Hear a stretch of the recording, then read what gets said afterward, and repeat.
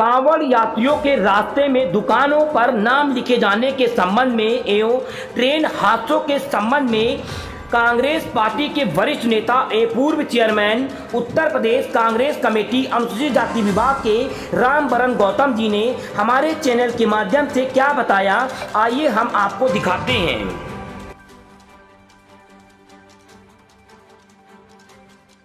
जैसा कि मुख्यमंत्री जी ने एक आदेश पारित किया है, कांवड़ यात्रियों के रास्ते में जितनी भी दुकानें पड़ेंगी सबकी दुकानों के आगे मालिक के नाम लिखे होने चाहिए। इसके संबंध में आप हमारे चैनल के माध्यम से क्या कहना चाहेंगे? मैं सिर्फ ये कहना चाहूँगा कि योगी जी का ये आदेश मोदी जी की सरकार को भी ले डूबेगा। कारण ये कांवड़ के नाम पर हिंदू मुस्लिम फसाद चाहते हैं। भाई नाम लिखने से, मान लो कि अब्दुल की दुकान है, उसने नाम लिख दिया अब्दुल, और जहाँ पर जो है शुद्ध शाकाहारी खाना बन रहा है, तो खाना जो है अगर वो मान लो कि आलू की सब्जी है तो मटन थोड़ी हो जाएगा, गोश्त थोड़ी हो जाएगा। नाम बदलने से कुछ नहीं होगा जी। ये जबकि जो है जो कांवड़ लेके चल रहे हैं हमारे भक्त लोग, वो कांवड़ भी उन्हीं का बनाया हुआ है जी। हमारे देश में 80% लोग मुस्लिम समुदाय के लोग कारीगर हैं जी। और ये आप अयोध्या चले जाइए, वहाँ भी मिलेंगे मंदिरों पे फूल माला बेचते हुए। और मेरा कहने का मतलब ये है कि ये सिर्फ चुनाव को देखते हुए, उपचुनाव होने वाले हैं, उस चुनाव को देखते हुए जब ये अपनी हार देखने लगते हैं कि अब हम हार सकते हैं, तो हिंदू मुस्लिम करना शुरू कर देते हैं। तो पहली बात तो दुकान पर लिखने से कुछ नहीं होगा।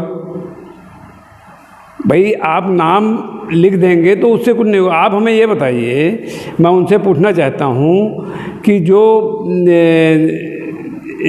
आपका ये मीट बाहर सप्लाई हो रहा है, एक अल कबीर मालिक का नाम है, और मतलब SBN एक्सपोर्ट है जो सप्लाई करता है मीट की विदेशों में, उसका मालिक कपूर है, मुस्लिम नहीं है। और अल कबीर की कंपनी का मालिक सब्बरवाल है, और एक MKR प्रोजल है, उनका मालिक मदन हैबर्ट्स है। और PM इंडस्ट्रीज़ उसका मालिक बिंद्रा साहब हैं, जो कि करोड़ों रुपए का जो है उनका विदेशों में सप्लाई है मीठों का। तो नाम से नहीं होता है, मुस्लिम है तभी मीट बेचेगा। भाई ये बड़े बड़े उद्योगपति क्या कर रहे हैं? तो नाम से कुछ नहीं होता है। आप नाम जो है बोर्ड पे लिखवा के, आज भी हम देख रहे हैं, अभी इंटरव्यू आ रहे थे, कुछ पत्रकार कांवरियों से पूछ रहे थे, तो उसमें वो साफ कह रहे थे कि हमें बोर्ड से कोई मतलब नहीं है, हमें जहाँ सही व्यवस्था मिलती है हम वहाँ खाते पीते हैं। भाई उसमें जो है भेदभाव की कोई बात ही नहीं, नाम लिखने की कोई आवश्यकता ही नहीं है। और अभी अभी हमें पता लगा है कि सुप्रीम कोर्ट ने आदेश जारी कर दिया है, उस पर रोक लगा दी है। योगी जी ने जो ये बोर्डों पे लिखने के लिए कहा था, अब उसको लिखने की कोई ज़रूरत नहीं है, सुप्रीम कोर्ट का आदेश है, अभी अभी आदेश आया है जी। तो ये जो भी काम करते हैं बिना सोचे समझे करते हैं, इस वजह से इनको जो मुँह की खानी पड़ती है। यही हाल जो है केंद्र में रहा है और यही ये कर रहे हैं। एक बात सर मैं आपसे और पूछना चाहूँगा जी। आज जो ट्रेनों के हादसे हो रहे हैं जी, इसके संबंध में आप हमें चैनल के माध्यम से क्या कहेंगे? देखिए, गवर्नमेंट का जो रिकॉर्ड है 2014 के बाद, इनका सरकारी रिकॉर्ड कह रहा है कि हर महीने 11 रेल हादसे होते हैं जी। जैसे अभी हफ्ते में आप देखें 3-4 हादसे यूपी में ही हो गए। ये लोग क्या करना चाहते हैं?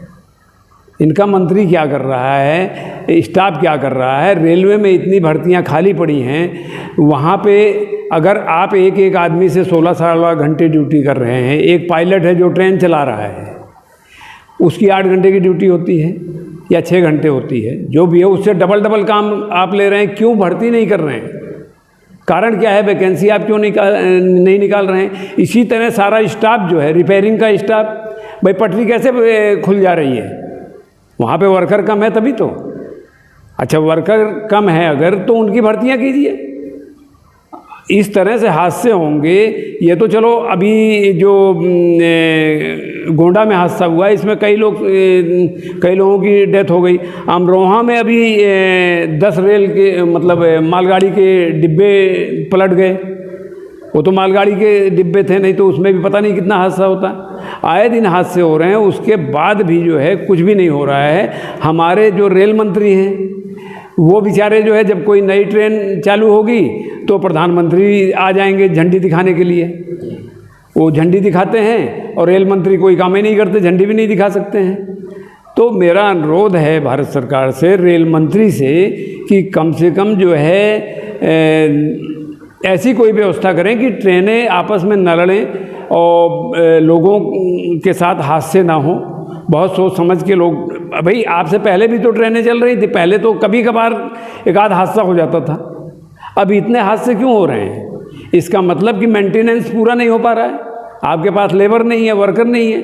तो आपको कम से कम वैकेंसी निकालनी चाहिए। उससे जो आपके प्रधानमंत्री ने कहा था कि हर साल 2 करोड़ रोजगार देंगे, तो कुछ लोगों को तो रोजगार मिलेगा। आप वैकेंसियाँ निकालिए और ITI किए हुए, डिप्लोमा किए हुए लोग, पढ़े लिखे लोग सब बेचारे बेरोजगार घूम रहे हैं। तो इस तरह से ना कीजिए कि जो है देश की जनता, आपकी आबादी बढ़ रही है तो आप रेल हादसे ही करवा के जनता को कम किए जा रहे हैं।